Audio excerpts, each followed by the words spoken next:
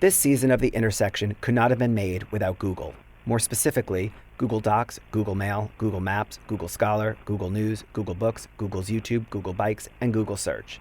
These products were integral to the production of this podcast. But to be clear, I received no financial support from Google. In fact, they refused to talk to me. The views expressed by their employees and subcontractors are their own and do not represent the views of Google. And now, a new episode of The Intersection.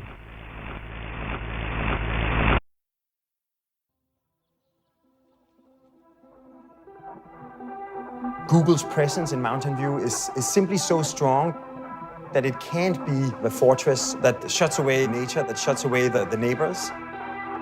It really needs to become a neighborhood in Mountain View. In 2015, Google released a video that brought to life their vision for North Bayshore, the neighborhood where they're headquartered. I remember seeing the promotional videos that Google had produced for its new headquarters, and it was just this futuristic, otherworldly, imaginative development of a company that is so forward-thinking. And what went through your head? I thought, wow. And then I also thought, that's really close to the bay. And I knew it was an area that was at risk. Welcome back to The Intersection. In this mini episode, we're focusing on a topic so large and global that it may seem unrelated to our little dot on the map. But we can't ignore a rising sea and a warming planet, especially as Google and the city put the finishing touches on a housing and development plan for this corner and neighborhood. And neither can Kevin Stark. I'm an environment and energy reporter, and I write about the environment and sea level rise and climate change. For the past couple of years, Kevin's been working with the San Francisco Public Press on a series of investigative reports about how sea level rise may threaten mega developments around the bay, including projects proposed by Google for North Bayshore. While I am curious about what he's learned, we begin with a quick primer on climate change. So what is sea level rise? So sea level rise is a phenomenon that's happening because our world is warming and glaciers are melting and they're adding more water into the oceans, and it's causing the level of the oceans around San Francisco and also the bay to rise. Most people think of it like an ice cube melting in a drink, where it's like there's a certain amount of water and it's just going to melt and rise in a linear fashion. And the way that it actually works is much harder to predict. Sea level rise is very complicated science. The state just published a new report on how to grapple with the new science that's telling us the ice sheets are melting faster than we thought and could contribute more flooding than we thought. And the state has started to present the idea of something called managed retreat. It's areas that you just know the flooding will be bad enough, or there isn't enough infrastructure there that you really want to hold on to the site, that you slowly start encouraging developers to move away. Now, with the North Bayshore site, I don't know if you would do something like that because it's such valuable real estate. It's in such a prime location. This is where the threat of sea level rise converges with the realities of the Bay Area's housing market. Everybody all of a sudden wants to live close to the water for obvious reasons. It's such a great resource to have. It's beautiful. And it's also where a lot of the available land was, old industrial areas. And we're taking advantage of that because we need more housing. And so, how does the housing crisis, you think, play into this? I think about this so much because it's this short-term, very acute problem we're dealing with, in that housing is so expensive here and we need new housing and we need to depressurize the market because it's just hard for everyone. Everybody feels that. And then the other side to that is we do have land around the bay that was industrial that is great for development. And it seems like an easy solution to our problem is like we just build a lot of housing in these places, but these areas could flood. So the question would be, can you deal with your housing issue at the same time protecting against rising sea levels in the future? It's a fascinating debate.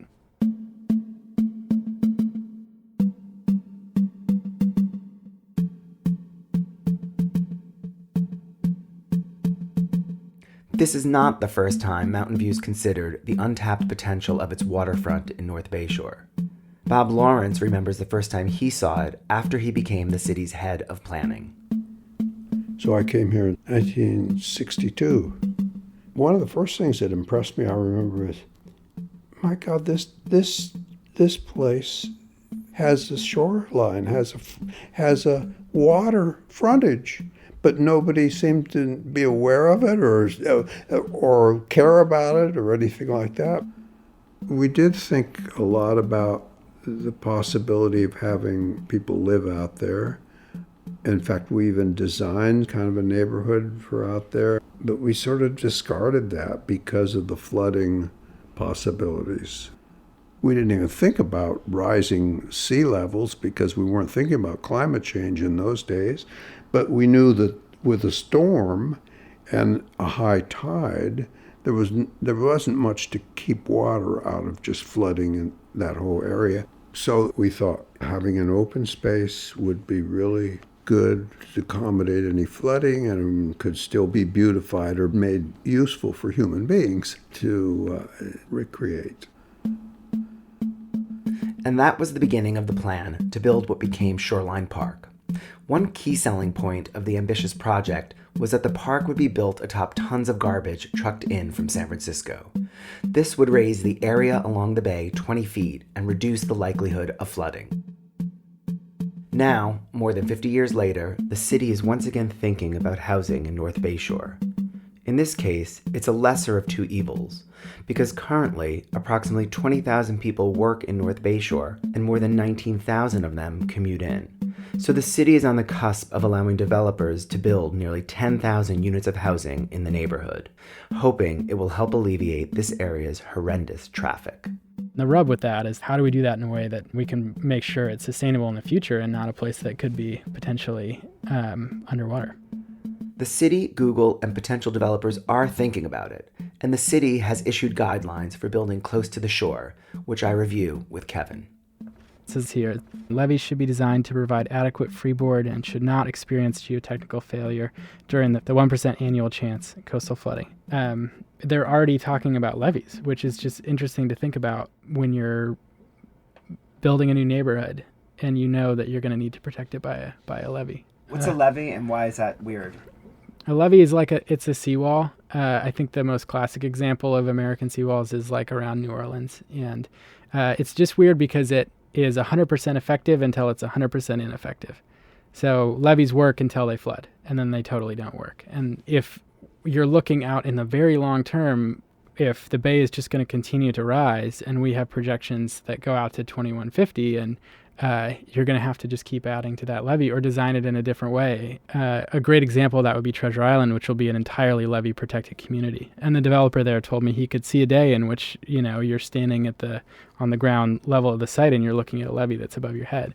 And Wait, whoa, what do you mean? You would be at ground level and you would be looking at a wall instead of looking at the beautiful, tremendous bay.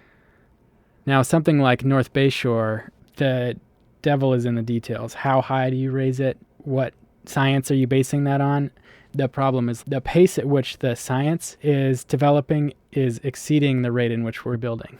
And there's projects that when we first started reporting on this back in 2012 and 2013 were just getting underway that now are getting to the point where they're ready to break ground.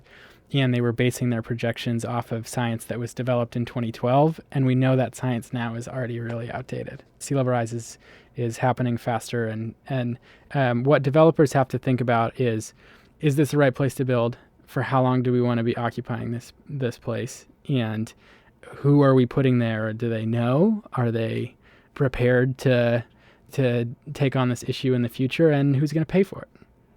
You don't want to be the person that buys a home that 20 years down the road is on the hook for flooding or gets caught with a mortgage that they can't pay off because they can't sell the site because it's flooding. Like that's not a solution that you want. From what you're seeing here and what you know, are they being cautious in what they're doing here? Are they being cautious enough? What I can see here is that they have done an analysis of how the area would be impacted, which is important to know. And then it looks like they have a plan for how to adapt for that. And they have a funding mechanism for doing some improvements in the future. I have seen other reports that have had more significant adaptation measures included. I don't see a lot of details about the exact science that they're using. Maybe I can speak more generally. I don't necessarily want to rip North Bayshore because it looks like they have put some money and time into this, but Generally, what I hope that we see is developments that have that kind of relationship with the bay where they are existing with the water, where it's not an armament of the shoreline, but it's more a creative and interesting and exciting ecosystem where we can recognize that this is happening and still function within it. So it's maybe not just seawalls, but we design our buildings so that the first floor or the second floor can flood. Yeah, maybe there's a parking lot on the first and second floor. So if we have a day of storms and flooding, that it comes in and then goes out, and it's like a snow day on the East Coast. We have to start thinking about how do we live with and exist with water in that way. On the next episode, we check out one other housing option at the corner of North Shoreline and Space Parkway. Google doesn't endorse people living in cars or living on campus. They would rather we go get an apartment somewhere. We'll meet 3 people who sleep in their vehicles night after night, next time on The Intersection. In the meantime, want to hear more? Head to theintersection.fm and click on North Shoreline and Space Park. While you're at it, subscribe on your favorite podcast app. And if you've already subscribed and you like what you've heard, please rate us on Apple Podcasts. It really helps new listeners find us. The Intersection is a production of KALW. The theme song and music is by Eric Pearson. Special thanks to Megan Jones, Noah Arroyo, Michael Stoll, and the folks of Sullivan & Company. Projects like this don't just happen. This one was made possible with a grant from the San Francisco Arts Commission and from California Humanities, a nonprofit partner of the NEH. Until next time, I'm David Boyer, and this is The Intersection.